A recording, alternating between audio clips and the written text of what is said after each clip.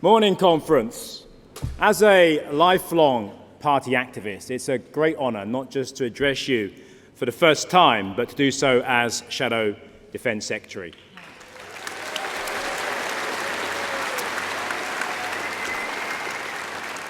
I speak today not just as a politician, but as someone who has seen firsthand the consequences when political failure leads us to war. I found there are some who are surprised to find an army veteran serving as a Labour MP, as if it was somehow against the values we collectively believe in. But I see no contradiction between my service and my socialism.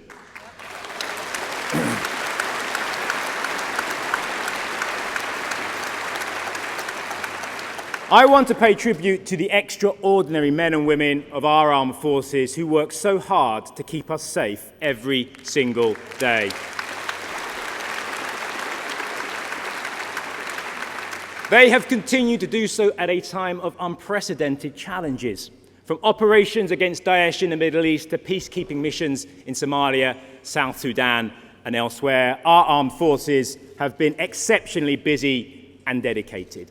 Conference, when I look at our key military alliance, NATO, I see an organisation that springs directly from our values: collectivism, internationalism, and the strong defending the weak. Its founding charter, a progressive charter, includes standing up for democracy and defending human rights, even if those principles haven't always been held up in practice.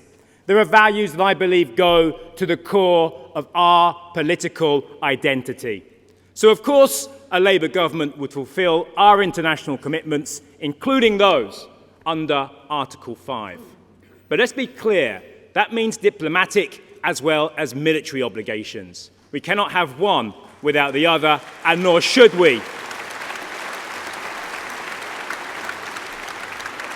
Every Labour government since Attlee has met NATO's spending target of at least 2% of GDP every single year. And I can confirm today that the next Labour government will do the same, including our UN and peacekeeping obligations. Of course, what really matters isn't so much what you spend as how you spend it.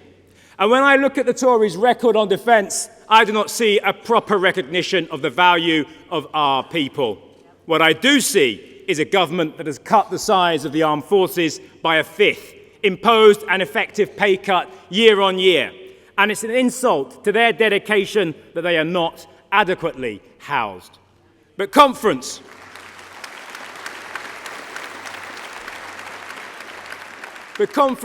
let's be honest. There are defence issues on which we have differences. This should not surprise us, though. The security of our country is the first duty of any government, and it demands nothing less than the most rigorous of examination and debate. Friends, we know that nuclear weapons are one of those issues. As you know, I am sceptical about Trident renewal, as are many here in this room today.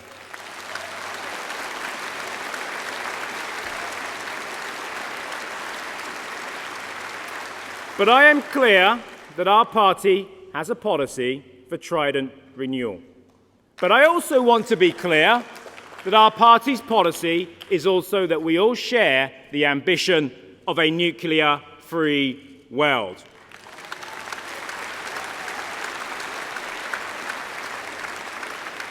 To conference, we will make our long-standing multilateralism reality, not rhetoric. We will be working with international organisations, including the United Nations General Assembly, First Committee on Disarmament and International Security, within the spirit and the letter of the Nuclear Non-Proliferation Treaty.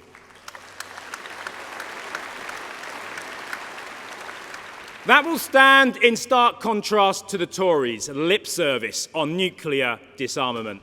They have not brought forward a single proposal as how they intend to achieve it. Because conference, we know how Theresa May uses Trident, not as a military weapon aimed at deterring enemies overseas, but as a political weapon aimed at her party's opposition at home, us. So let's not make ourselves an easy target and understand that the best possible chance for a better, safer world is a Labour government.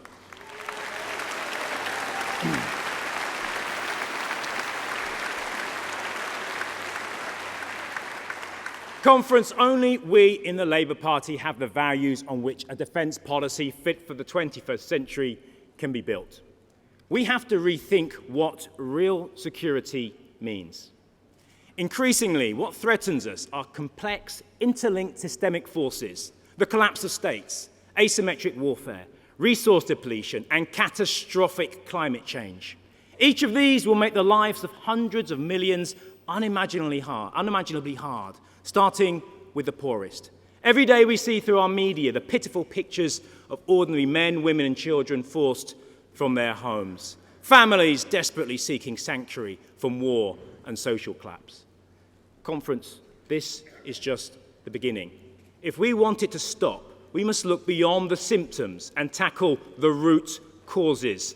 The Tories can never do this because their right-wing dogma is the cause.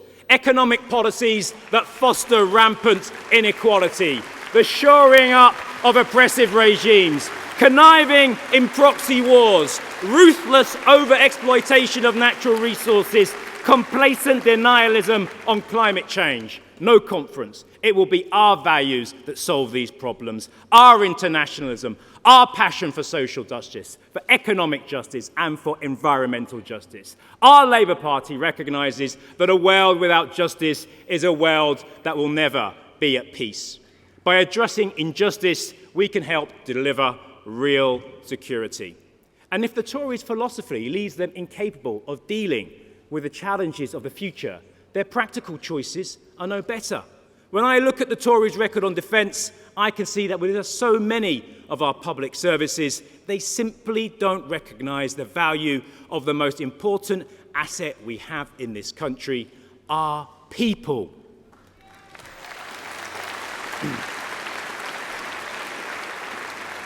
The men and women who have this party's deepest respect, that are the backbone of our nation's defence. They are our sons, our daughters, cousins, nieces, nephews.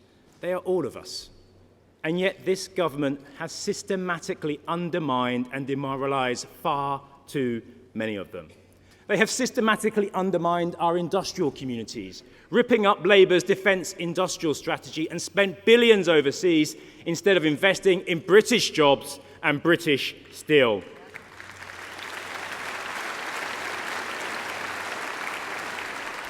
I want the money we spend on defence equipment to go not to the cheapest bidder, but to those who pay fair taxes and fair wages, who provide decent jobs and support our communities.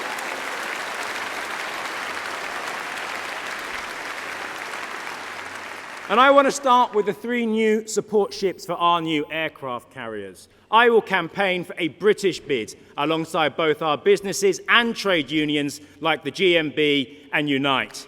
Your members help defend us, and we will help defend them.